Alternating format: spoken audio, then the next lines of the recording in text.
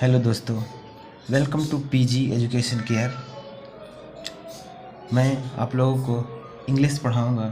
English grammar, जो भी basic English होगी वही मैं पढ़ाऊंगा।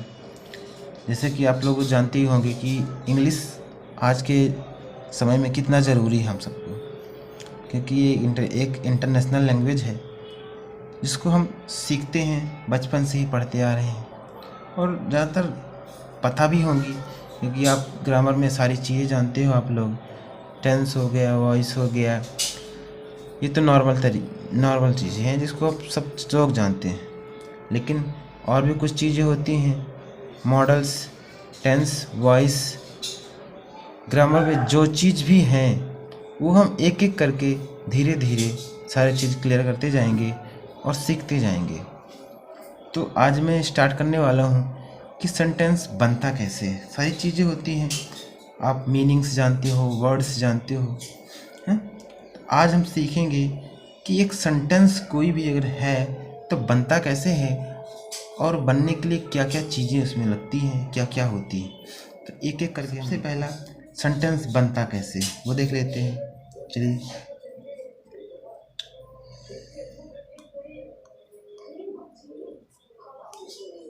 हाउ टू मेक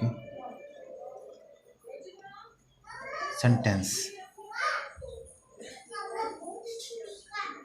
कि कोई भी वाक्य जो भी है, जो बनना है, वाक्य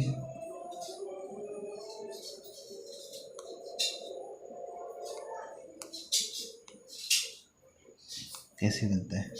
जैसा कि आप लोग कुछ चीज़ें जानते हो किसी भी वाक्य के बारे में, तो होती हैं कुछ चीज़, जैसे सब्जेक्ट होता है, ऑब्जेक्ट होता है, मेन वर्ब होता है, हेल्पिंग वर्ब होती है। ठीक है, यदि कोई चीज़, यदि कोई हिंदी का सेंटेंस या हिंदी का कोई वाक्य लिखा हुआ है तो उसमें हम कैसे पता करेंगे क्या सेंटेंस है, क्या ऑब्जेक्ट लगा है इसमें, क्या सब्जेक्ट, हेल्पिंग वर्ब है ना।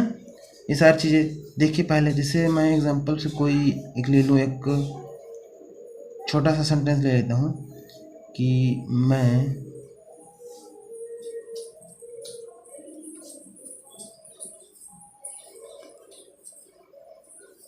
आपको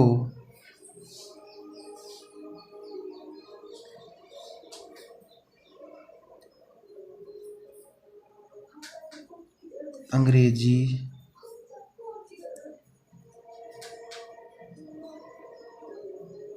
पढ़ा रहा हूँ। ठीक है, ये नॉर्मल सेंटेंस है कि मैं आपको अंग्रेजी पढ़ा रहा हूँ। ठीक है,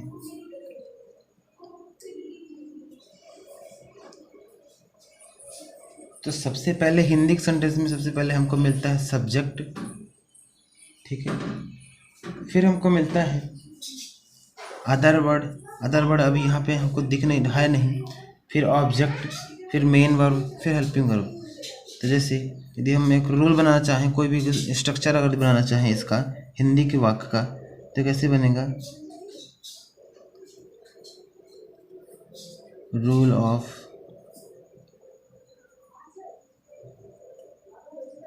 हिंदी सेंटेंस। ठीक है, तो सबसे पहले इसमें क्या होता है, सब्जेक्ट। सब्जेक्ट के बाद क्या होता है, other word. Other word short form है, ये अदर वर्ड। ठीक है, प्लस फिर उसके बाद क्या होता है, ऑब्जेक्ट। ऑब्जेक्ट के बाद क्या होता है, मेन वर्ब। मेन वर्ब के बाद क्या होता है, हेल्पिंग वर्ब। ठीक है, ये हो गया हमारा स्ट्रक्चर। ये है हिंदी के वाक्य का। जैसे पहले हमको मिला क्या, सब्जेक्ट। फिर अब देखो यहाँ पे अदर वर्ड यहाँ पे दिख नहीं रहा है। जैसे हम लिख लें कि मैं आपको, या मैं लिख लूँ यहाँ पे, मैं शहर में या फिर गांव में, मैं गांव में आपको अंग्रेजी पढ़ा रहा हूँ। तो ये गांव में जो है हमारा अदर वर्ड है, एक्स्ट्रा वर्ड। ठीक है, ये मिल गया।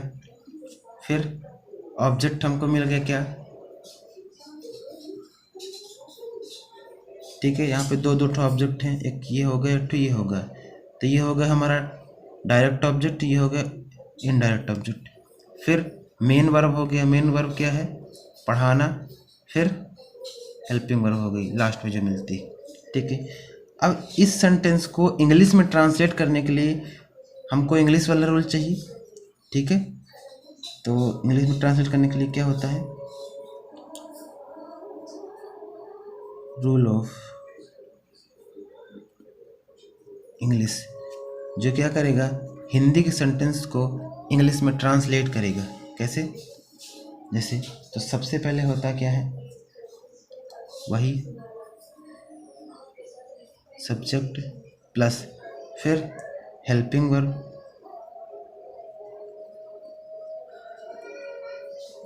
हेल्पिंग वर्ब के बाद आता है मेन वर्ब, मेन वर्ब आएगा, मेन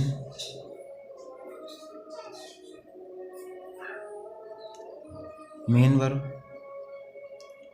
देन ऑब्जेक्ट, फिर अदर वर्ड, ठीक है।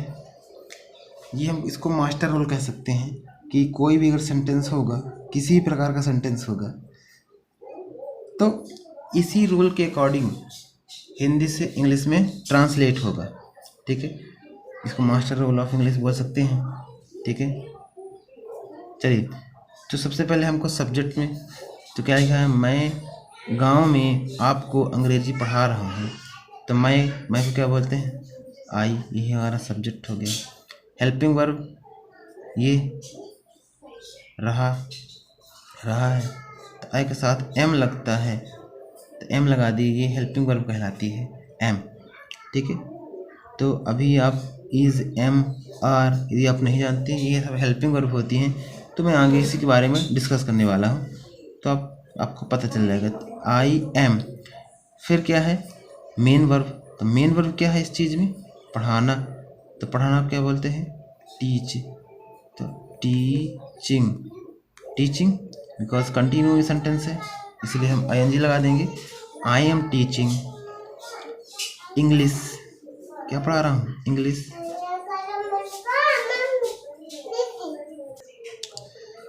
आई एम टीचिंग इंग्लिश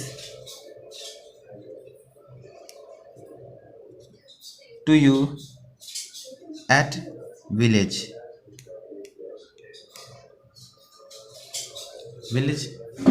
है ना। ये हो गया हमारा अदर वर्ड, कहाँ पढ़ा रहे हैं, गांव में। ये हो गया एक ऑब्जेक्ट, ठीक। ये हो गया रूल ऑफ इंग्लिश, यानी इंग्लिश का सेंटेंस। ये हो गया हिंदी का सेंटेंस, ठीक है। तो इन चीज़ों को मिलाकर हमारा सेंटेंस बनता है। किन चीज़ों को, subject, helping verb, main verb, object and other word. तो सबसे पहले अब बात आती है कि इन चीज़ों के बारे में अच्छे से जानना। यदि कोई सेंटेंस लिखा हुआ है तो हम पहचानेंगे कैसे कि सब्जेक्ट क्या है, हेल्पिंग वर्ब क्या है सेंटेंस में, मेन वर्ब क्या है, ऑब्जेक्ट क्या है, अदर वर्ड क्या है। तो कोई भी सेंटेंस जिसे लिखा है, जिसमें अपने गांव के ही बारे में बात कर लो, तो मैं लिखा हूँ जैसे कि मैं, सेम सेंटेंस, माधवगढ़ में अंग्रेजी पढ़ा रहा हूँ, ठीक है। तो इसमें हमको कुछ ना कुछ ज़्यादातर सारी चीज़ें मिल जाती हैं, ठीक है। सब्जेक्ट मिल जाता है, other word, object, main verb और हेल्पिंग वर्ब, ये सारी चीज़ें हमको मिल गई, ठीक है। तो अब हम इस चीज़ों में, जैसे मैं जानता हूँ कि ये सारी चीज़ें, कौन सब्जेक्ट है, कौन अदर वर्ड है, कौन ऑब्जेक्ट है, कौन मेन वर्ब और कौन हेल्पिंग वर्ब है। तो इस चीज़ को जानने के लिए हम सबसे पहले डिटेल में पढ़ना पड़ेगा सब्जेक्ट को। सब्जेक्ट, जिसको हम कर्ता बोलते हैं हिंदी में, या फिर उसको डूअर बोल देंगे, जो काम करने वाला होता है, डूअर या कर्ता। ठीक, तो किसी भी सेंटेंस में जो काम करने वाला होता है उसी को हम क्या बोलते हैं, सब्जेक्ट। लिख देंगे इसी पे, किसी भी वाक्य सेंटेंस में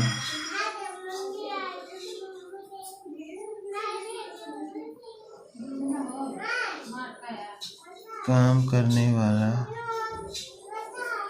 किसी भी सेंटेंस में काम करने वाला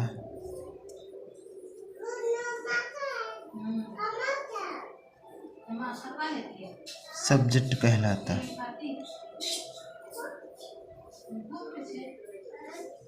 सब्जेक्ट कहलाता है। ठीक है, और इसे पहचानने के लिए, यदि हम पहचानें कैसे, इसे पहचानने के लिए आप कौन यानी हु से क्वेश्चन कर सकते हैं आप इसी सेंटेंस में। जैसे इस सेंटेंस में देखिए कि पहचाने कि कैसे, कहाँ पे सब्जेक्ट है, कौन सब्जेक्ट है। तो मैं माधवगढ़ में अंग्रेजी पढ़ा रहा हूँ, तो कौन पढ़ा रहा है, मैं पढ़ा रहा हूँ। तो जिससे जो आंसर हमको मिलता है, जैसे मैं पढ़ा रहा हूँ ना, ठीक है, हम क्वेश्चन कैसे किए, कौन पढ़ा रहा है, तो कौन पढ़ा रहा है, मैं पढ़ा रहा हूँ। तो मैं क्या हुआ, एक आंसर मिला, इसका मतलब ये क्या है, सब्जेक्ट है। तो सब्जेक्ट पहचानने का एक यही मात्र तरीका है कि चाहे आप इसके थ्रू निकालो, किसी भी सेंटेंस में जो काम करने वाला वही क्या कहलाता है, सब्जेक्ट। या फिर कौन से क्वेश्चन करना, या हु से क्वेश्चन करे, who is teaching, I am teaching. Okay, तो जो आंसर मिला वही हमारा हो जाएगा सब्जेक्ट। समझ में आया? चलिए अब हम बात करते हैं हेल्पिंग वर्ब्स की। हेल्पिंग देख लेते हैं। हेल्पिंग वर्ब, हेल्पिंग वर्ब, इसको हिंदी में बोलते हैं सहायक क्रिया। अब हेल्प का मतलब क्या होता है, सहायता करना, है ना। और वर्ब का मतलब क्रिया यानी कार्य। ठीक है, तो हेल्पिंग वर्ब मतलब सहायक क्रिया। किसी भी सेंटेंस को पूरा करने के लिए हेल्पिंग वर्ब का उपयोग किया जाता है। ठीक है, सपोज दैट हमारे पास यही एक एग्जांपल है, हम एक कि मैं माधवगढ़ में अंग्रेजी पढ़ा रहा हूँ। तो क्या रहा हूँ, ये हमारा क्या है, हेल्पिंग वर्ब है। यदि यही हट जाएगा सेंटेंस से, ये रहा हूँ मैं हटा दूँ, तो क्या बचेगा हमारे पास कि मैं माधवगढ़ में अंग्रेजी पढ़ा। अच्छा, इसके बिना तो कोई काम, पूरा सेंटेंस हो ही नहीं रहा है, पढ़ा रहा हूँ। तो हेल्पिंग का वर्ब का मतलब ही होता है कि सेंटेंस को पूरा करना। ठीक है, लिख लेते हैं। यह है वाक्य, वाक्य यानी सेंटेंस। वाक्य को पूरा करने में मदद करता है, मदद करता है। ठीक, और यह हमेशा हिंदी वाक्य के अंत में ही होता है। ये देखिए, हमेशा आपको वही मिलेगा लास्ट में। ठीक है, अब हेल्पिंग वर्ड्स। ठीक है, जब हम अलग अलग सेंटेंस पढ़ेंगे तो अलग अलग हेल्पिंग वर्ड्स पढ़ेंगे। बी की form, past form, present form, future forms, इन सबों को भी हम पढ़ेंगे, सब में देखेंगे, और सब में देखिए अलग अलग हो जाएंगे हेल्पिंग वर्ब्स। हेल्पिंग वर्ब बहुत तरीके की होती है, जैसे हो गया एम, आर,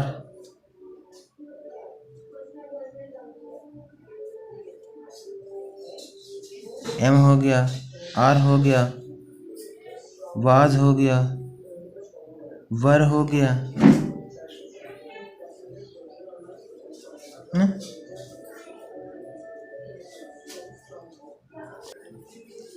वाज, वर, और इज भी होता है। is, am, are, was, were, will, did, be, have, has, ये बहुत सारी हैज़, हैव, बहुत सारे हेल्पिंग वर्ड्स होती हैं। ठीक है, ये है हमारे हेल्पिंग वर्ड्स। चलिए, ये हो गई हेल्पिंग वर्ड की बात। अब हम बात करते हैं main verb. Main verb, main मतलब क्या होता है? मुख्य। मुख्य वर्ब मतलब क्रिया, मुख्य क्रिया, हम इसको बोलते हैं मुख्य क्रिया। ठीक, ये क्या करता है सेंटेंस में? कैसे पहचाने क्या है मुख्य क्रिया? तो सेंटेंस में जैसे हमारे पास है, मैं माधवगढ़ में अंग्रेजी पढ़ा रहा हूँ। ठीक, तो मेन काम क्या हो रहा है यहाँ पे? मेन काम, द मेन क्रिया, मुख्य क्रिया यानी जो मुख्य कार्य होता है सेंटेंस में, वही तो कहलाता है मेन वर्ब। अब यहाँ पे मेन काम क्या हो रहा है? पढ़ाने का। यदि काम ही नहीं होगा तो अंग्रेजी तो अपने आप अपने जगह रखी रहेगी। सपोज दैट अंग्रेजी की बुक है, वो उसमें आप पढ़ोगे नहीं, यानी काम नहीं करोगे, आप ना पढ़ोगे ना लिखोगे, तो अंग्रेजी तो अपने जगह रखी रहेगी। ठीक है, तो ये अंग्रेजी है जिसमें क्या काम किया जा रहा है? पढ़ाने का। तो ये काम मुख्य हो रहा है। तो यह बोलते हैं कि वाक्य में जो मुख्य कार्य होता है उसे मेन वर्ब कहते हैं। शॉर्ट फॉर्म में हम एमवी लिखते हैं। ओके, मेन वर्ब जैसे कि सेंटेंस में यहाँ पे बताया गया। ठीक है, अब क्या है? मेन वर्ब के बाद object. Object, this is the point. Object कोई वस्तु हो सकती है, लिविंग थिंग्स भी हो सकती है, नॉन लिविंग थिंग्स भी हो सकती हैं। ओके, तो ऑब्जेक्ट दो प्रकार का होता है। कैसे? There are two types of object. There are two types of object. So first is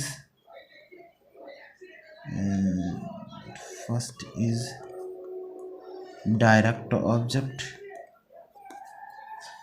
Okay,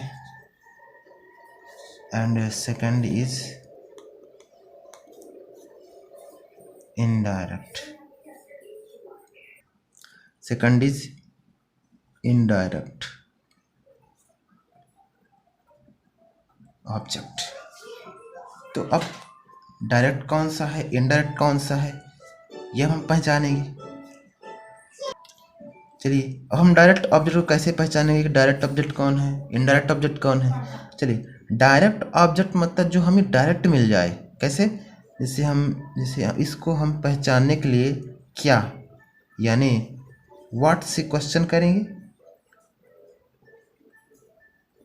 what से क्वेश्चन करेंगे, जो हमको आंसर मिल जाएगा वही क्या कहलाएगा?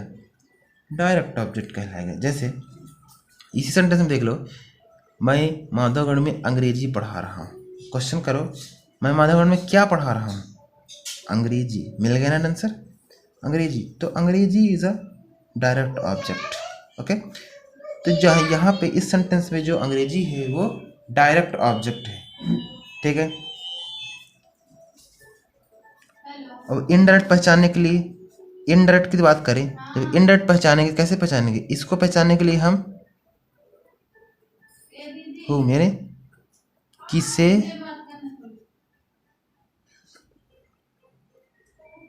किसको, किसे किसको से क्वेश्चन करेंगे। यदि हमको आंसर मिल गया तो डायरेक्ट इनडायरेक्ट करने नहीं है। तो इनडायरेक्ट ऑब्जेक्ट पहचानने के लिए देखो यहाँ पे ये ऑब्जेक्ट हमारे पास सेंटेंस है, मैं माधवगढ़ में अंग्रेजी पढ़ा रहा हूँ। तो बताओ, अब क्वेश्चन करें, मैं माधवगढ़ में किसे पढ़ा रहा हूँ, नहीं मिला ना आंसर, किसे पढ़ा रहा हूँ। तो there is no indirect object in this sentence. तो इस सेंटेंस में कोई भी इनडायरेक्ट ऑब्जेक्ट नहीं है। ओके, तो ऑब्जेक्ट जो होता है ऐसे सेंटेंस भी बनते हैं जिसमें दोनों ऑब्जेक्ट होते हैं। जैसे मैंने पहली बार लिखा था यहाँ पे, ये देखिए, मैं गांव में आपको अंग्रेजी पढ़ा रहा हूँ, मैं गांव में आपको अंग्रेजी पढ़ा रहा हूँ। तो किसे पढ़ा रहा हूँ, आपको पढ़ा रहा हूँ। तो यहाँ पे इनडायरेक्ट ऑब्जेक्ट क्या हो गया, आपको, और क्या पढ़ा रहा हूँ, अंग्रेजी। तो ये अंग्रेजी जो है यहाँ पे डायरेक्ट ऑब्जेक्ट हो गया। तो ऐसे सेंटेंस भी बनते हैं जिसमें दोनों ऑब्जेक्ट हों, और ऐसे ही बनते हैं जिसमें दोनों नहीं होते, और ऐसे बनते हैं जिसमें एक होता है और एक नहीं होता है। अब देखिए इसमें देख लीजिए, इसमें क्या है, इसमें डायरेक्ट ऑब्जेक्ट है, इनडायरेक्ट ऑब्जेक्ट नहीं है। अब ऐसे सेंटेंस भी देख लेते हैं जिसमें कोई भी नहीं होता, सेंटेंस किसी भी सेंटेंस में ऑब्जेक्ट नहीं होता। जैसे एग्जाम्पल के तौर पे देखें, वह जाता है, वह जाता है। तो वह क्या जाता है, मिला आंसर, नहीं मिला। वह किसे जाता है, नहीं मिला आंसर। तो इसमें ना तो डायरेक्ट ऑब्जेक्ट है ना ही इनडायरेक्ट ऑब्जेक्ट है। ठीक, तो इसमें कोई भी ऑब्जेक्ट नहीं है, ना तो पहला ना ही दूसरा। तो इसका क्या होगा, he goes, he goes, normally. ठीक, यदि किसी सेंटेंस में आने जाने के बाद मेन वर्ब के बाद प्रेपोजिशन आ जाए तो सेंटेंस में ऑब्जेक्ट नहीं होगा। कैसे, जिसमें बात करूं कि मैं बाजार जा रहा हूं, तो इसमें देखिए जाने की बात हो रही है। तो आने जाने के बाद यानी मेन वर्ब के बाद प्रेपोजिशन, प्रेपोजिशन यहाँ पर टू लगा हुआ है, तो यहाँ ऑब्जेक्ट देखिए, जैसे मैं यहाँ पे एग्जांपल लिखता हूँ, मैं बाजार जा रहा हूँ, मैं बाजार जा रहा हूँ। ठीक है, अब देखिए मैं यहाँ पे मैं कर रहा हूँ, मतलब हर सेंटेंस में मैं। तो यहाँ पे सब्जेक्ट आप चेंज भी कर सकते हो, कोई इसमें वो बड़ी बात नहीं है। मैं क्या जगह तुम, आप, वह ना, या वे लोग, हम, ये सब चीज़ हम चेंज भी कर सकते हैं। मैं बाजार जा रहा हूँ तो क्या होगा, I am going to market. अब देखिए आने जाने के बाद प्रेपोजिशन, ये देखिए प्रेपोजिशन आई टू, तो यहाँ पे कोई ऑब्जेक्ट मिला, नहीं मिला ना।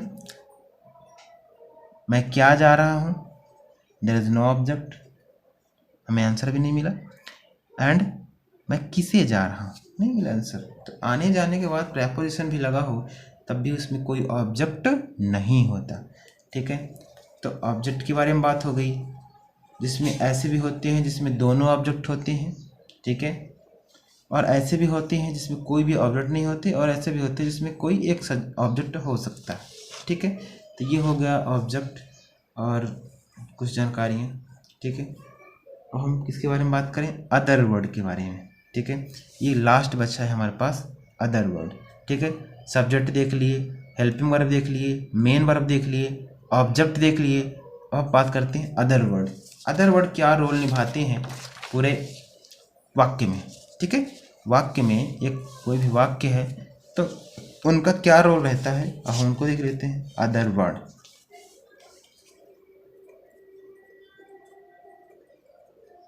अदर वर्ड यानी सेंटेंस में जो भी एक्स्ट्रा वाक्य होते हैं, एक्स्ट्रा वाक्य, उन्हें हम क्या बोलते हैं, अदर वर्ड।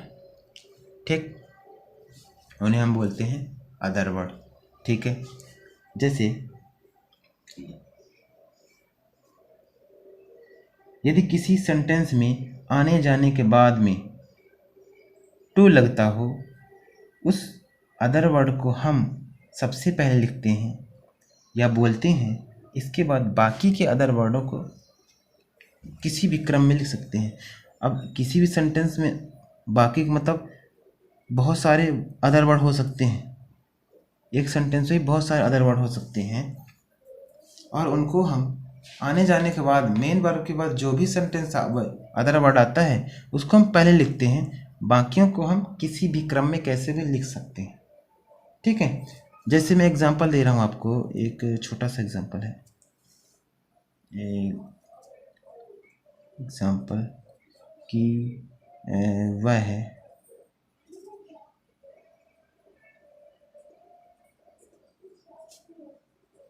सोमवार को कार में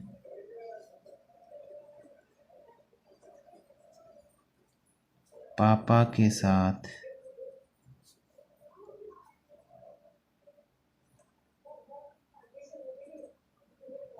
दिल्ली जा रही है। दिल्ली जा रही है। ठीक है, ये एक सेंटेंस है। वह सोमवार को कार में पापा के साथ दिल्ली जा रही है, एक सेंटेंस है। अब देखिए यहाँ पे हमको पहले मिला सब्जेक्ट, अब यहाँ पे देखिए पता चल रहा है आपको सब्जेक्ट में कि लड़की है, लड़की के लिए बात हो रही है, तो क्या लगेगा? शी लगेगा। ठीक है, सो सी इज क्यों लगा? क्योंकि हेल्पिंग वर्ब है। इज गोइंग टू, ये जो अदर वर्ड है जाने के बाद, मतलब कि जाने के पहले हिंदी मिल रहा है, हमको जाने के बाद क्या मिल रहा है? कहाँ जा रही है? दिल्ली जा रही है। Going to Delhi. अब ये अदर वर्ड हो चुका ना, दिल्ली, दिल्ली के अदर वर्ड है, प्लेस है। अब एक ये अदर वर्ड है पापा के साथ, और एक ये अदर वर्ड है कार में, और एक ये अदर वर्ड है सोमवार को। तो 1 2 3 और 4, इस सेंटेंस में 4 अदर वर्ड थे। यही इसमें बोला गया है, बोला था इसके पहले कि आने जाने के बाद यानी मेन वर्ब के बाद जो भी सेंटेंस हमको मिलता है, जो भी अदर वर्ड हमको मिलता है, सबसे पहले उसको हम पहले लिखते हैं और फिर बाकी के जो अदर वर्ड मिले हैं, जैसे पापा के साथ कार में सोमवार को, किसी भी क्रम में कैसे भी लिख सकते हैं लास्ट में। जैसे पहले किसको लिख दें? कार में, जैसे लिखते हैं she is going to Delhi by car, या फिर चाहे इसको लिख सकते हैं विद पापा बाय कार ऑन मंडे, है ना, बाय कार विद फादर